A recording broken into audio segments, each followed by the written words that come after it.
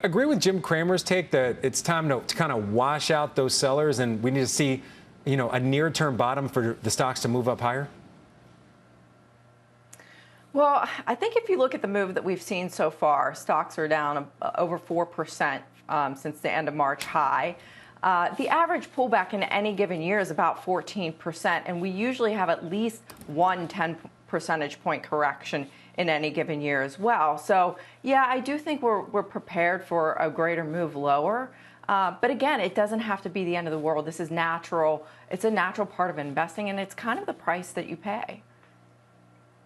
All right, so you're saying it's a natural part of investing. I know something you're looking at is the move higher in interest rates. We're going to show the audience a chart, just the divergence. We see the 10-year move higher, S&P just move lower. Is that something that you see continuing? I mean, is that just going to continue to put pressure on the market? Because we've had rates higher before, and somehow, some way, stocks powered higher. Yeah, I know. The divergence is a new thing for 2024. What we had seen is like your chart is probably showing, is that stocks and bonds were moving in the same direction for quite a while. I think it's that 4.5% rate, if you look at that chart, shows you that the market gets a little uncomfortable when we move that to beyond that level. Not to mention that the pace of which we've moved up in the 10-year over the last several days, last week, has been pretty quick. Now, today it seems like the 10-year is kind of calming down here, but it's something that we're going to definitely keep an eye on.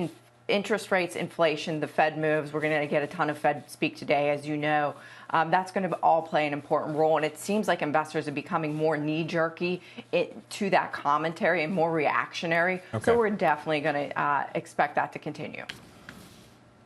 So, Lindsey, I think the bottom line question is, with so much volatility expected, where do you go right now? I know you're looking at energy and also industrials.